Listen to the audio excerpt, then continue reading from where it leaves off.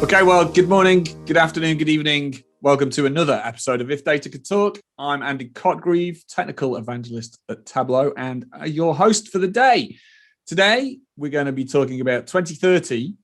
So it seems a long way away, but it's going to be an important year because we've got Alison Holder, who's exec director at Equal Measures 2030. And this is a cross-sector partnership of global, local, and regional organizations working together with data and evidence to help advocacy and action. Alison, how bad or good an intro was that? Welcome to the show. Say hi and give us a little bit more background and context. That's great. Thanks. Hi, Andy. Nice to see you again. Yeah, I'm Alison Holder. I'm here from Equal Measures 2030. Really proud to represent this fairly new global partnership. And we're really tracking progress on gender equality, making sure that advocates and activists around the world have the data they need to make their case. With just 9 years left until the SDG global goals deadline, we've got a lot to do on gender equality in the next 9 years. Yeah, absolutely. So the SDG, for anybody that doesn't know what that acronym means, do you want to give a bit of background?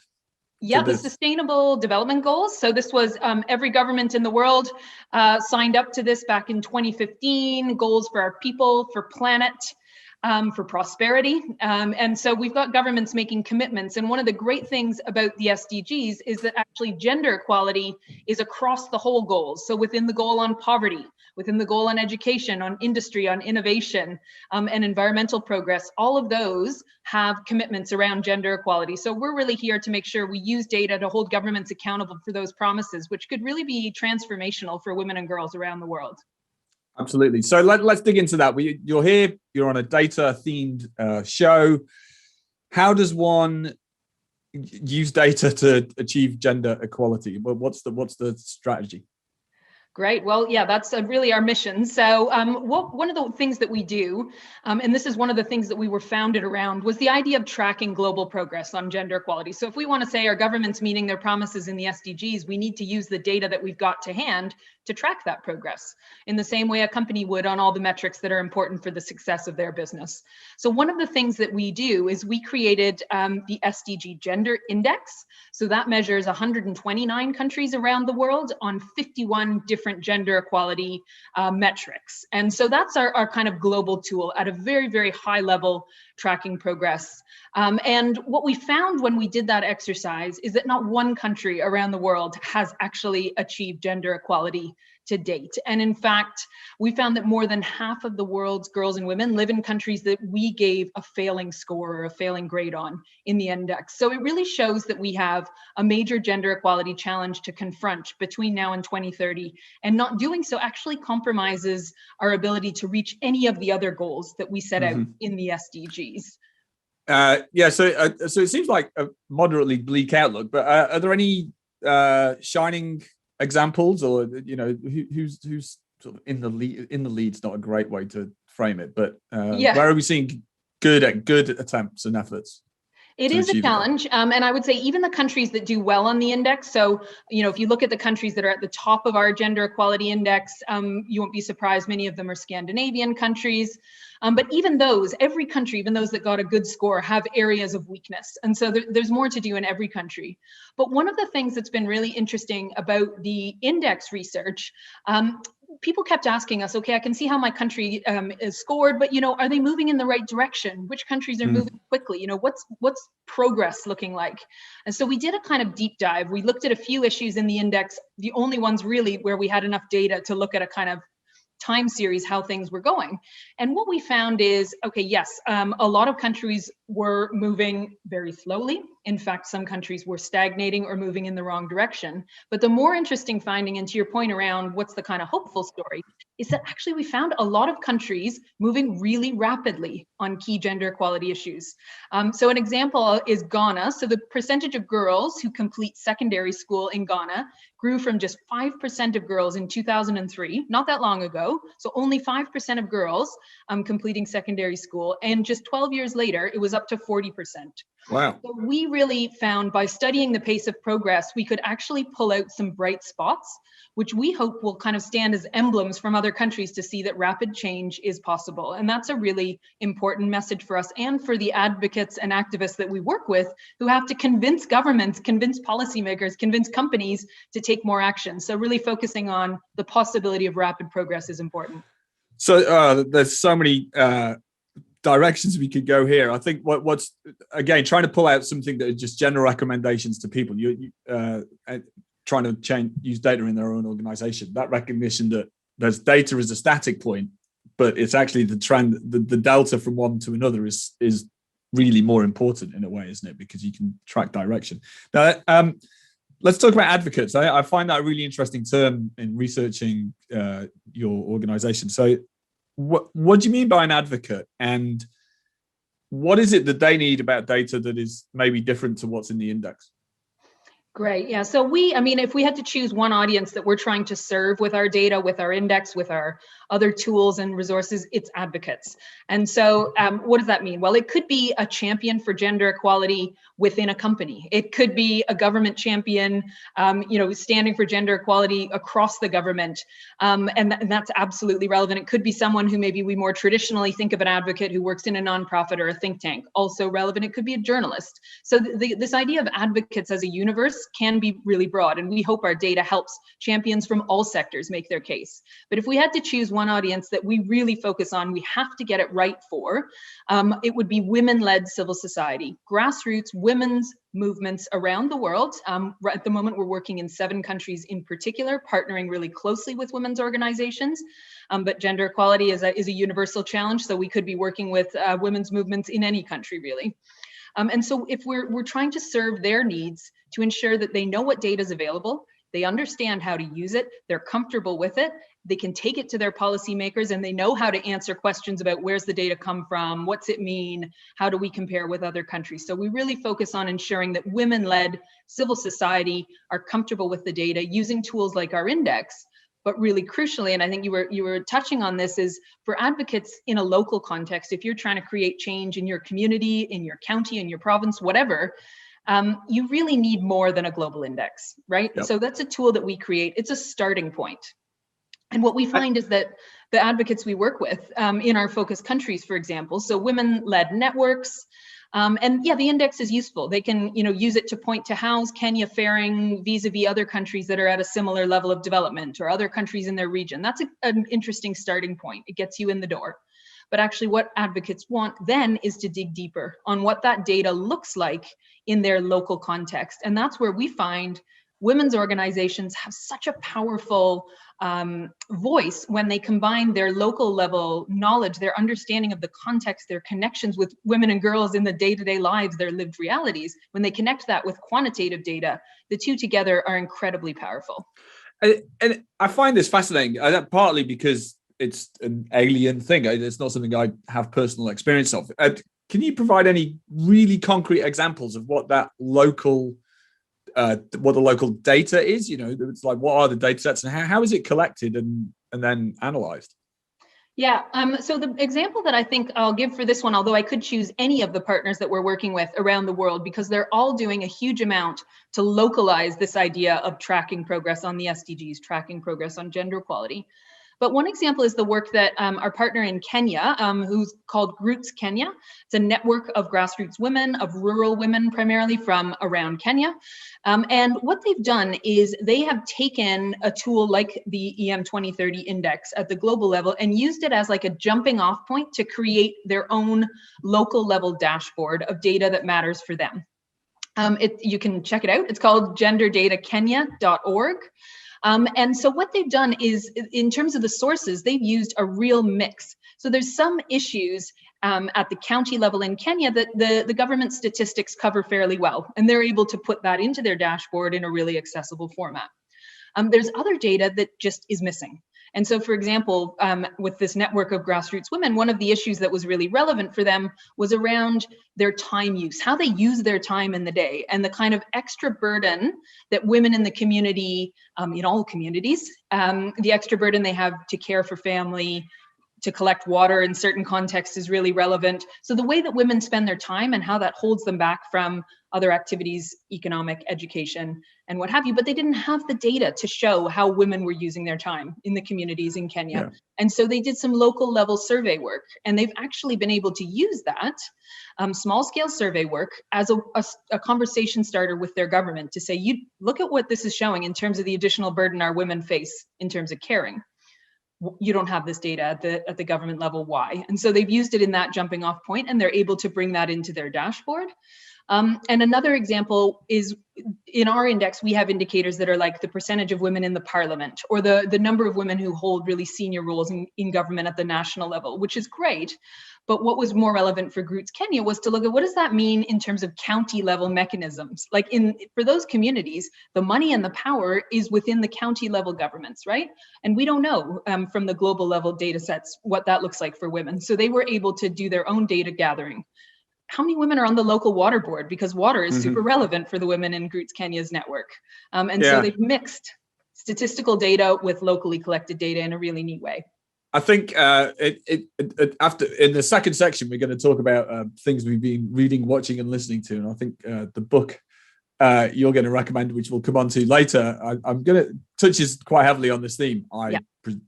Excellent. And then another perspective of this is just around the feminist aspect of data, right? Because I think the data that's missing is often missing along gender lines. What's your perspective on data feminism and how that plays into the program and the challenges?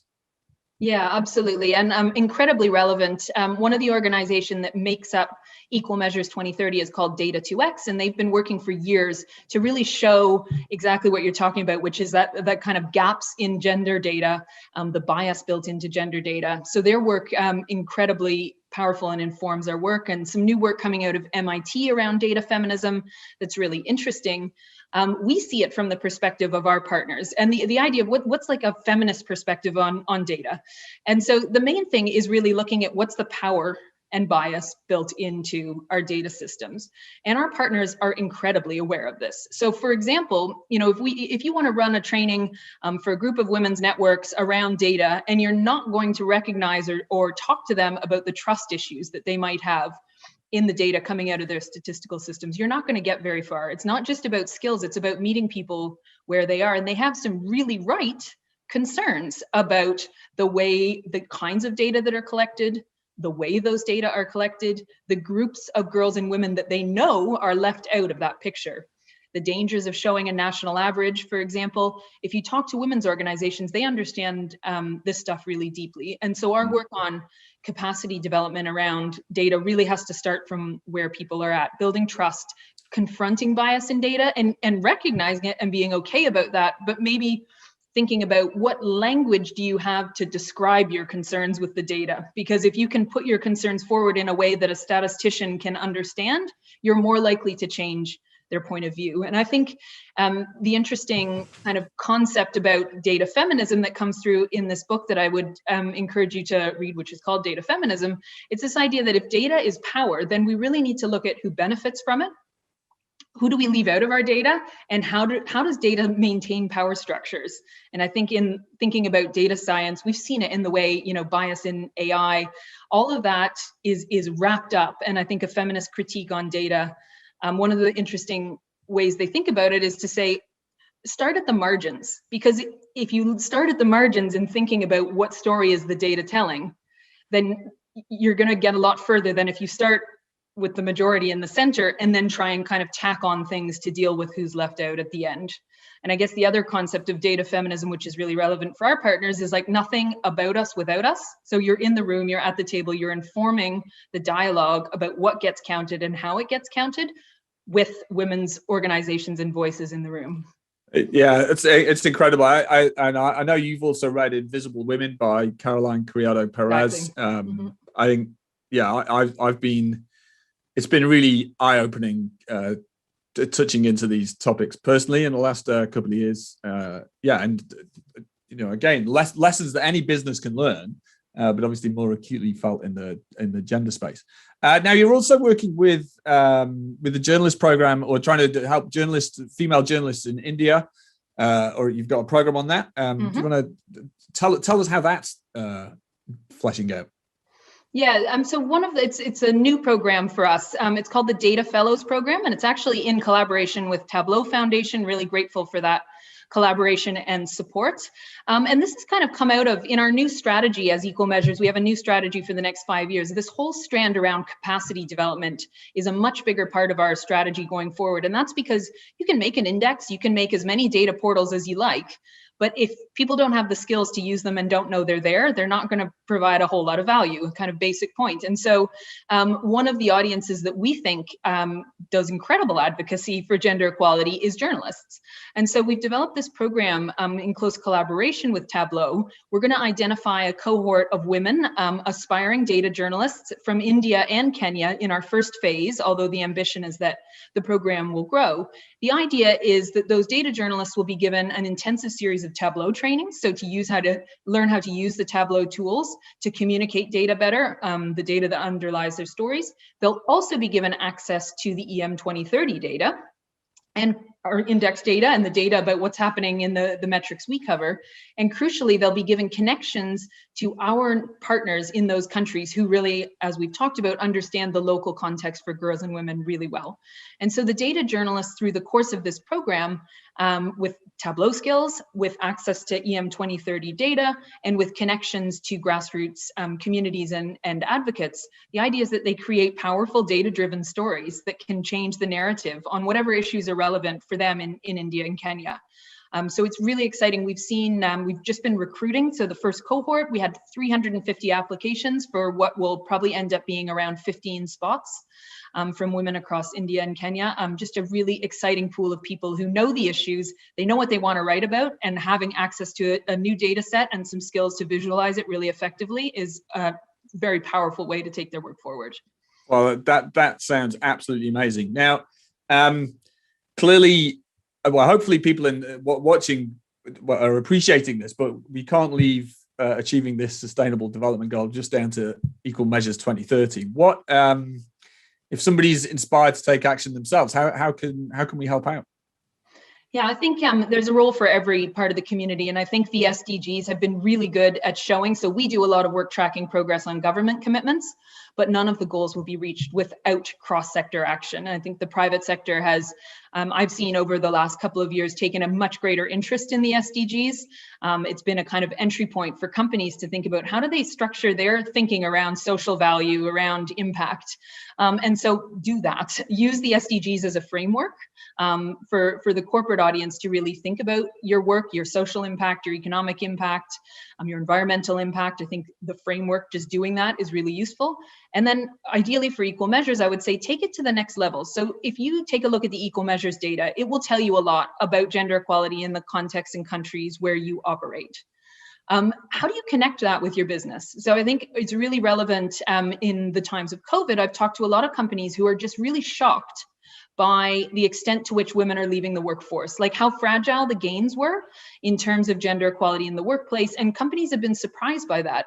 But if you actually connect what you see within the walls of your own business to what our index measures on what's happening for girls and women at a societal level, then I think it becomes less surprising, quite frankly. So I would really encourage people to understand the SDGs, look at how the framework informs everything that they do in their core business or their core activities, and then connect that with the societal gender gaps that we're seeing. Because without addressing those, you're going to continue seeing the fragile gains on gender equality within your own company are just that, fragile. Yeah. Well, that's fantastic. And there are links somewhere down below, however we do that in these video days, for you to go and click and find out more. Okay, Alison, that's the end of the first section. So thank you so much. In a minute, we'll look at what you're reading, watching, or listening to. Okay, Alison, thanks for the questions. I hope people are inspired to go check out Equal Measures 2030. But now we want to each share something we've been reading, watching, or listening to that our audience might be interested in. So you can go first in this episode. Alison, what's on your bookshelf or video shelf? Okay, great. Really, I'm happy to share a book written by a friend and a former colleague, Alex Cobham. He's the executive director of the Tax Justice Network right now, and the book that he wrote is called The Uncounted.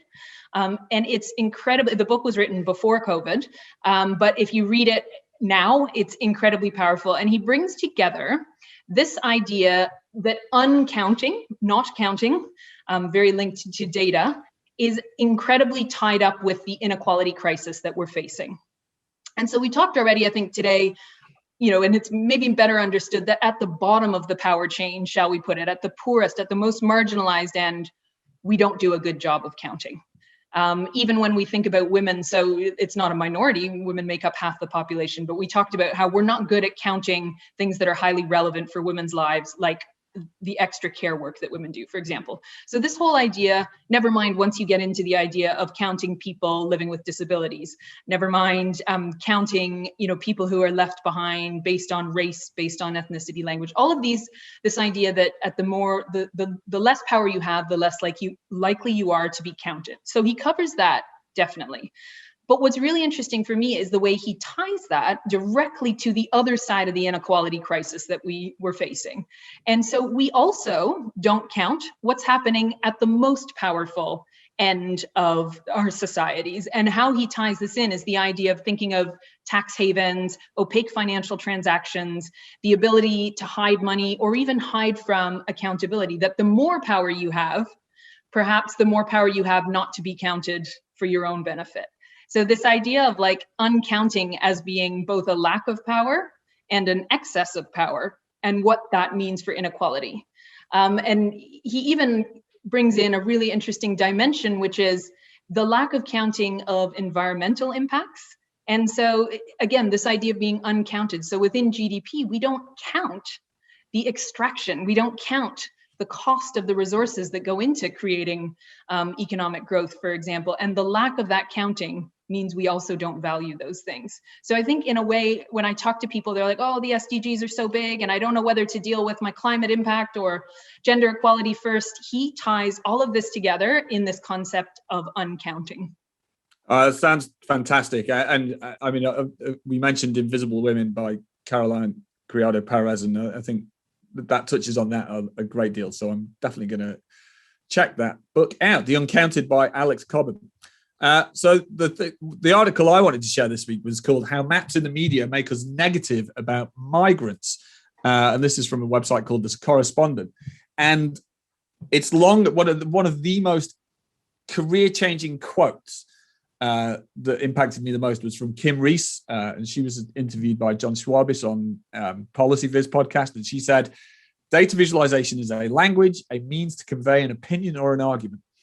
And there is no line that has completely pivoted my thinking of what we do with data. And in this article, they take a map from a story showing illegal migration flow across Europe, from Africa to Europe, from East Asia, from the Middle East.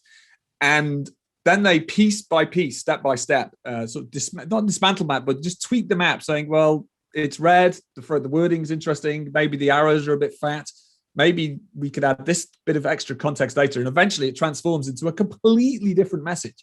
And the end result is the same data, but showing that actually illegal immigration is a tiny proportion of the problem we maybe think it is. And so it just conveys that thing that Kim Reese said, which just has influenced me hugely, is brilliantly conveyed in this map transformation, and the way they animate the transition is extremely powerful. So I recommend you all go check that out, because data isn't a language. Well, Alison, it has been fantastic to interview you. I've really enjoyed learning about Equal Measures 2030. So just one more time, where can people go find out more? So check out our data hub. It's at data.em2030.org. Explore the data for your country, check trends on progress, become an advocate from wherever you sit. Sounds good. Okay, and with that, we shall say farewell for this episode. So hope you've enjoyed that. Do let us know what you thought, or if you've been involved in any of the Sustainable Development Goals in the comments. And with that, we'll see you next time on If Data Could Talk. Take care.